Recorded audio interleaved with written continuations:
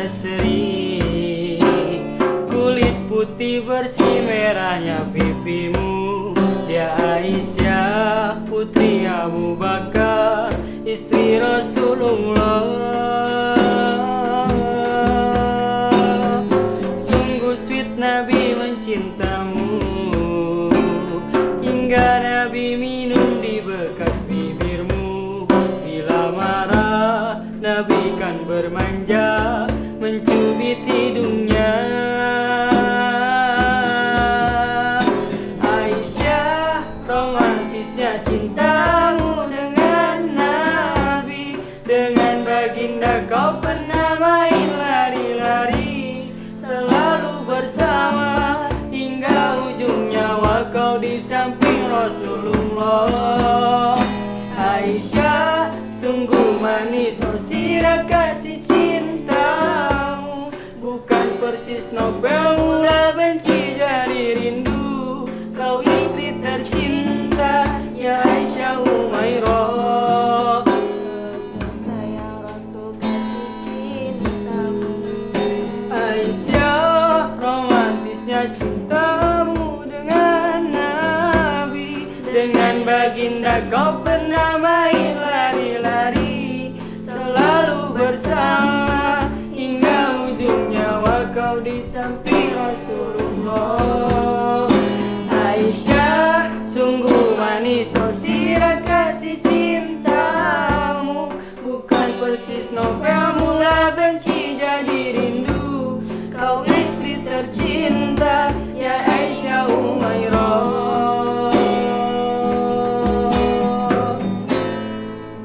Bismillah, alhamdulillah, assalamualaikum warahmatullahi wabarakatuh. Alhamdulillah, alhamdulillah, wassalatu wassalamu ala rasulillah wa ala alihi wa sahbihi wa mawalah. Ashhadu an la ilaha illallah wahdahu la syarikalah, wa ashhadu anna muhammadan abduhu wa rasuluhu alladzi la nabiyya ba'dah. Qala Allah ta'ala fil Qur'anil Karim, a'udzu billahi minasyaitonir rajim, bismillahirrahmanirrahim. Summa awrasnal kitabal ladzina istafaina min ibadina faminhum dzalimun li nafsihi wa minhum muqtasid wa minhum sabiqum bil khairati biidznillah dzalikal huwal fadlul kabir. Al-ayah, shadaqallahul adzim. Sahabat LDA dimanapun berada, puji dan syukur layak dan pantas kita panjatkan ke hadirat Allah Subhanahu wa ta'ala, yang alhamdulillah sampai saat ini, sampai detik ini, sampai menit ini, kita masih diberikan begitu banyak nikmat oleh Allah Subhanahu wa ta'ala, yang dimana ketika kita mengukur nikmat yang diberikan oleh Allah, tidak akan pernah terukur. Kata Allah, nikmatullahi la tuhsuha. Jadi nikmat mana yang bisa kita jabarkan, kita bisa tuliskan, kita bisa hitung, itu sama sekali tidak akan pernah ada nikmat yang bisa kita jabarkan, hitungkan, kecuali dengan rasa syukur kita kepada Allah. Salawat dan salam yang selalu tercurah kepada Nabi Muhammad Sallallahu Alaihi Wasallam, Nabi dan Rasul penutup yang mempunyai suri toladan dalam menjalani setiap aspek kehidupan, dalam menjalani setiap tatanan kehidupan, pola perilaku yang perlu kita contoh, yang perlu kita ambil, yang perlu kita tanamkan di dalam diri kita untuk senantiasa melaksanakan segala bentuk kehidupan kita di dunia ini. Beliau merupakan landasan konstitusional yang merupakan penjabaran dari Al-Quran untuk menegakkan li'ila'i kalimatillah. Semoga salawat dan salam juga tercurah limpah kepada keluarganya, sahabat, tabi'in, dan kita selaku umatnya akhir zaman, umat yang senantiasa dirindukan oleh Rasulullah SAW, manakala kita berpegang teguh kepada tali agama Allah, kepada Rasul, kepada sunnah-sunnah yang telah dicontohkan oleh beliau. Amin ya Allah ya Rabbal Alamin. Sahabat LDA yang dirahmati oleh Allah Subhanahu wa ta'ala, di kajian pertama dalam bab Islam Kafah, kita sedikit berbagi ilmu, sedikit berbagi pengetahuan bagaimana kita dituntut untuk menjadi seorang mukmin yang kafah, dituntut sebagai muslim yang kafah, sehingga mabda, manhaj, dan goyahnya kita harus jelas. Sebagaimana yang telah dicontohkan oleh Rasulullah SAW. Karena tuntutan kafah adalah terciptanya keyakinan, kebenaran di dalam diri kita bahwa tidak ada lagi sesuatu yang berhak berkuasa kecuali Allah Subhanahu wa taala. Yang berhak kita ibadahi kecuali Allah Subhanahu wa taala. La ilaha illallah, la mawjuda illallah, la ma'buda illallah, la matsluba illallah, la maqsuda illallah. Tidak ada lagi sesuatu yang kita tuju, kita ibadahi, kita inginkan kecuali daripada keridhaan Allah Subhanahu wa taala. Dalam mencapai diri sebagai mujahidun haqqo, mu'minun haqqo, mu'minun haqqo, muslimun haqqo, yang tadi dikemas dalam sebuah Islamul kafah wa kafa billahi syahida, itu tentunya mempunyai proses yang sangat panjang. Proses yang harus kita tidak henti-hentinya untuk mencari ilmu, untuk mencari kebenaran, dan mengamalkan setiap amalan-amalan yang telah dicontohkan oleh Rasulullah SAW. Sebagaimana kita tahu, di dalam sirah perjuangan atau sirah perjalanan Rasulullah SAW ataupun sirah nabawiyah, dalam menciptakan sebuah tatanan Islam kafah itu ada beberapa fase yang harus kita lalui. Bagaimana Rasulullah pada saat itu membangun yang dimakan dengan sahsiyah thayyibah. Sahsiyah thayyibah itu adalah pribadi-pribadi yang baik. Bagaimana Rasulullah berdakwah pada saat itu dari mulai istrinya, keluarganya, sahabatnya, dan umatnya. Itu mempunyai tahapan-tahapan atau proses yang senantiasa Rasulullah telah contohkan. Yang kita pun hari ini harus mencontoh seperti itu. Pertama adalah membangun sahsiyah thayyibah. Pribadi-pribadi yang baik. Sehingga nanti setelah terciptanya pribadi-pribadi yang baik, sahsiyah thayyibah yang baik, maka akan lanjut proses kepada tahapan yang kedua, yaitu usroh thayyibah. Usroh thayyibah itu adalah keluarga-keluarga yang baik. Jadi setelah pribadi-pribadi yang baik, terciptanya usroh thayyibah atau keluarga yang baik, maka setiap tatanan-tatanan itu harus kita laksanakan. Setelah terbangunnya usroh thayyibah, keluarga-keluarga yang baik, maka akan lanjut ke fase selanjutnya, yaitu qaryah thayyibah. Qaryah thayyibah itu adalah masyarakat yang baik. Masyarakat yang senantiasa menjunjung tinggi li'ila'i kalimatillah. Masyarakat yang senantiasa menanamkan di dalam dirinya bahwa Al-Quranul Karim wa Sunnatul Rasul adalah sebuah landasan, pola yang harus senantiasa ditanjapkan dalam diri dan dijalankan. Dari mulai tadi sahsiyah thayyibah, lanjut ke usroh thayyibah, lanjut lagi ke qaryah thayyibah. Itu adalah tahapan. Setelah qaryah thayyibah terbangun, lanjut ke fase selanjutnya, yaitu atau tahapan selanjutnya adalah baldah thayyibah. Atau sering kita dengar dalam ayat Al-Qur'annya adalah baldatun thayyibun warabun ghafur. Jadi baldah thayyibah itu bangsa yang baik, negara yang baik. Maka Rasulullah SAW telah mencontohkan hal itu. Dalam membangun sebuah tatanan kehidupan yang baik, masyarakat yang baik, diri yang baik, keluarga yang baik, bahkan bangsa yang baik, negara yang baik, itu harus ditanamkan dalam dirinya bahwa tidak ada lagi sesuatu yang harus diibadahi, yang harus kita tuju, yang harus kita inginkan kecuali daripada keridhaan Allah Subhanahu wa taala. Sebagaimana kita orang muslim pada saat ini, maka kita harus tanamkan hal itu. Dan itu semua adalah proses yang tentunya tidak mudah. Proses yang tentunya tidak instan. Tapi harus melaksanakan segala sesuatunya itu pasti akan dihadangkan dengan yang namanya ujian. Tapi proses itu adalah proses yang dicontohkan oleh Rasul manakala kita menginginkan sebuah baldatun thayyibun warabun ghafur. Sebuah bangsa, negara yang senantiasa baik, warabun ghafur, dan Allah senantiasa mengampuni segala sesuatu. Allah senantiasa mencurahkan rahmatnya. Allah senantiasa memberikan kenikmatannya. Manakala tadi Al-Quranul Karim dan Sunnatul Rasulnya dipakai di dalam sebuah tatanan kehidupan.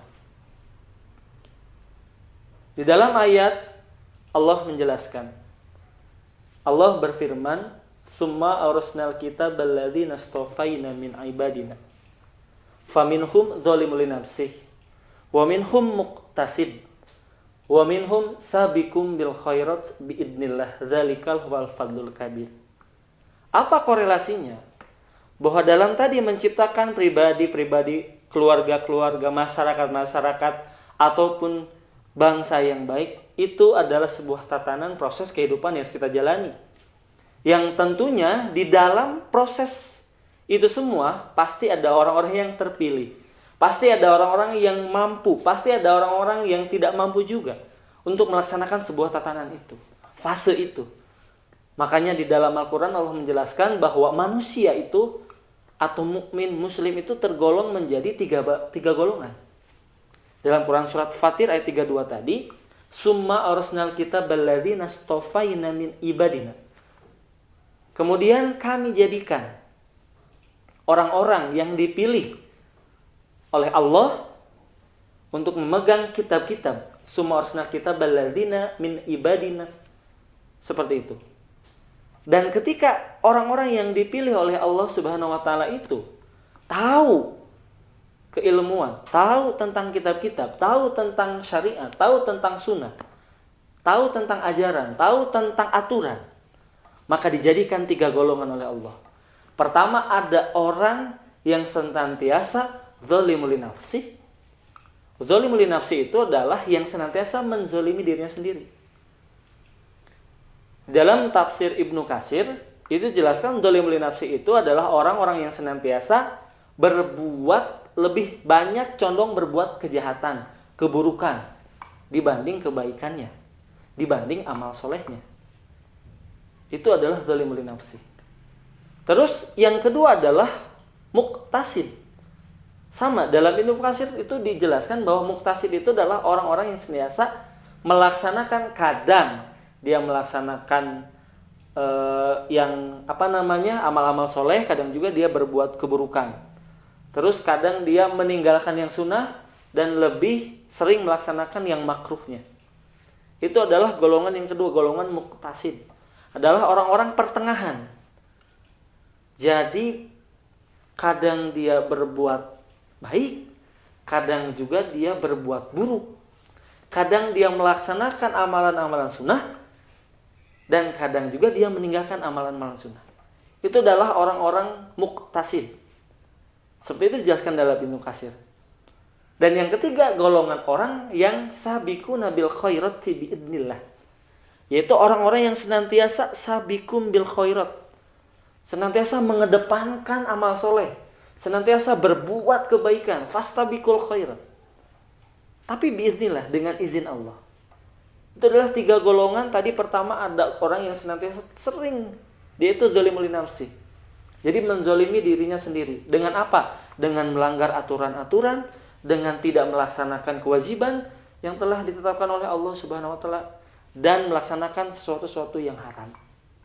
Itu adalah golongan yang zalimul li nafsi. Orang-orang yang senantiasa menganiaya dirinya sendiri. Sudah tahu bahwa perbuatan ini adalah buruk, tapi dilakukan. Sudah tahu meninggalkan sholat itu adalah sesuatu yang haram, yang tidak boleh, tapi tetap dilakukan. Itu adalah zalimul li nafsi. Jadi dia menganiaya dirinya sendiri tanpa sepengetahuannya. Dan yang kedua tadi muqtasid. Muqtasid adalah golongan yang tadi pertengahan. Kadang dia melaksanakan amalan-amalan yang baik, kadang juga mungkin di suatu saat dia sedang dalam keadaan futur atau turun imannya, dia melaksanakan perbuatan-perbuatan atau kemaksiatan-kemaksiatan di dalam dirinya. Bukan berarti balance juga gitu. Artinya seimbang antara keburukan dan kebaikan, tidak. Tapi kadang ketika dia girohnya naik, keimanannya naik, dia melaksanakan perbuatan-perbuatan amal soleh. Tapi ketika dia futur, artinya dia melaksanakan kegiatan atau kemaksiatan yang merupakan bukan amal soleh. Gitu. Dan yang ketiga adalah sabiquna bil khairat. Adalah orang-orang yang senantiasa mengedepankan kebaikan. Orang-orang yang senantiasa ikhlas dalam dirinya mengamalkan sebuah amalan. Makanya di dalam Ibnu Katsir itu dijelaskan bahwa orang yang sabiquna bil khairat itu adalah orang-orang yang masuk surga tanpa hisab. Kalau tadi orang yang zalimul li nafsi adalah orang yang Meskipun pada akhirnya Rasulullah SAW menjelaskan juga di dalam hadisnya bahwa ketiga golongan orang ini tetap masuk surga.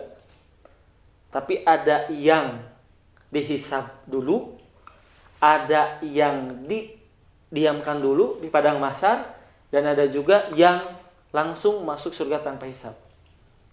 Pada akhirnya memang seperti Rasulullah SAW menjelaskan. Jadi tiga golongan ini meskipun ada yang zalimul nafsi, ada yang muqtasid, ada yang sabiqun bil khairat, ini pada akhirnya masuk surga. Di dalam tafsir dijelaskan seperti itu. Wallahu a'lam bishawab. Tapi Rasulullah menjelaskan seperti itu. Artinya, kita tinggal bagaimana memposisikan diri kita sebagai muslim, mukmin, untuk senantiasa golongan mana yang akan kita pilih. Orang-orang mana yang akan kita masuki, atau golongan mana yang akan kita masuki. Meskipun pada akhirnya endingnya di dalam tafsir tadi dijelaskan itu masuk surga. Tapi kita coba bayangkan, ketika tadi golongan zalimul nafsi, mereka harus dihisab dulu, terus kebaikan-kebaikannya itu nanti masuk surganya karena rahmat Allah. Tapi kita bayangkan, adakah di setiap kita yang ingin masuk surga tapi harus melalui neraka dulu? Itu na'udzubillahi min zalik. Dalam keterangan banyak dijelaskan bahwa satu hari di akhirat itu sama dengan 1000 tahun di dunia. Kita bisa bayangkan, satu hari misalkan kita disiksa di dalam neraka, itu layaknya 1000 tahun. Jadi kembali lagi, kita tinggal bagaimana memilih atau memposisikan diri kita, mau kita jadi orang atau golongan yang mana. Apakah golongan yang zalimul nafsi, golongan yang muqtasid, atau golongan yang sabiqun bil khairat. Yang itu semua perlu mental yang siap, perlu keikhlasan yang luar biasa, perlu ilmu atau misalkan keimanan yang kuat. Karena ya kita adalah manusia yang tidak sempurna. Manusia yang senantiasa dalam pengamalannya tidak sempurna. Karena dalam penciptaan kita adalah ahsani taqwim, yang diciptakan sesempurna-sempurna mungkin oleh Allah SWT. Itu ahsani taqwim. Tapi dalam pengamalan kita termasuk orang-orang yang kadang kalau iman kita lagi girohnya naik, bagus, kita senantiasa melaksanakan kebaikan-kebaikan, amal soleh dan sebagainya. Tapi kadang kalau kita lagi futur, kita lagi lemah keimanan kita, lagi turun, lagi malas-malasnya, kadang kita juga melaksanakan perbuatan atau kemaksiatan yang lain. Maka hari demi hari mari kita siapkan, kita mau menjadi golongan yang mana? Apakah golongan yang zalimul nafsi, golongan muqtasid, atau sabiquna bil khairat biidznillah? Kita tinggal persiapkan, kita mau yang mana? Apakah kita mau masuk surga tanpa hisab, atau kita mau masuk surga harus melalui neraka dulu, atau mungkin kita na'udzubillah gitu, di dalam neraka selama-lamanya. Na'udzubillahi min dzalik. Mudah-mudahan kita termasuk golongan orang-orang yang senantiasa sabiquna bil khairat, senantiasa mengedepankan kebaikan, yang senantiasa melaksanakan amal soleh dengan segala kemampuan, keilmuan dan keimanan kita hari ini. Tapi yang pasti jangan sampai kita berputus asa dari rahmat Allah. Yang pasti jangan sampai kita merasa bahwa Allah meninggalkan kita, tidak. Allah senantiasa berada melihat kita, Allah senantiasa memperhatikan kita. Mari kita bangun. Mari kita buka kita. Di akhir zaman ini, yang dimana di dalam fase dijelaskan bahwa kita berada di zaman fase mulkan zabarin. Artinya kekuasaan yang menindas. Kan ada 5 fase. Pertama fase manhaj nubuah, yang kedua alamin haji nubuah, yang ketiga ada yang dimasukkan fase mulkan adzon, yang keempat, nah ini adalah fase mulkan jabariyah. Dan nanti terakhir dalam hadis dijelaskan akan ada fase di mana fase alamin haji nubuah itu akan kembali. Artinya li'ilai kalimatillah wa idharu ala dini kulih, akan senantiasa tegak, akan senantiasa menghujam di bumi Allah ini, dan syariat akan senantiasa terlaksana secara kafah. Tapi kita kembalikan diri kita pada saat ini, kita mari mau menjadi golongan yang mana? Apakah golongan yang pertama, kedua, atau ketiga? Dengan segala keterbatasan kita. Yang tadi kita jangan sampai berputus asa terhadap rahmat Allah. Terus laksanakan kebaikan. Terus laksanakan amal-amal soleh. Ketika kita berbuat kemaksiatan, kita istighfar. Kita mohon ampun kepada Allah. Taubatan nasuha, dengan taubat yang sungguh-sungguhnya. Sahabat LDA dimanapun berada, yang senantiasa mengharap ridho Allah Subhanahu wa Ta'ala. Saya pun adalah orang yang bukan sempurna. Masih banyak dosa di dalam diri saya. Masih banyak kekurangan-kekurangan dalam diri saya. Tapi mari kita sama-sama untuk senantiasa setiap harinya menjadi pribadi yang baik. Yang mempersiapkan kehidupan kita nanti. Yang mempersiapkan kehidupan yang kekal kita nanti. Karena mau tidak mau, percaya atau tidak percaya, kehidupan yang kekal itu akan menghampiri kita. Maka marilah kita terus mengingat kematian. Karena kematian itu adalah nasihat yang paling baik, kata Rasulullah. Ketika kita melaksanakan amal-amal atau kemaksiatan yang mungkin bisa menjelaskan kita neraka, kita ingat kematian kita. Sekali lagi, mari kita pilih, kita menjadi golongan yang ketiga atau sabiquna bil khairat. Dan itu memang merupakan pilihan, tapi siap kita posisikan diri kita. Kita mau kemana? Sahabat LDA yang dirahmati oleh Allah Subhanahu wa Ta'ala, tidak lupa juga kita senantiasa terus berdoa kepada Allah. Mudah-mudahan kita senantiasa diistiqomahkan dalam al-aqidatul al-islamiyah kita, sehingga kita senantiasa berada di dalam ruang lingkup atau golongan yang senantiasa dirindukan oleh Rasulullah SAW. Sahabat LDA yang dirahmati oleh Allah Subhanahu wa Ta'ala, mungkin itu saja yang bisa disampaikan. Mohon maaf atas segala kekurangan. Yang benar datangnya dari Allah Subhanahu wa Ta'ala, dan yang kekurangan, kesalahan itu mutlak daripada diri saya. Al-haqqu min rabbikum fala takunanna minal mumtarin. Shadaqallahul adzim. Assalamualaikum warahmatullahi wabarakatuh.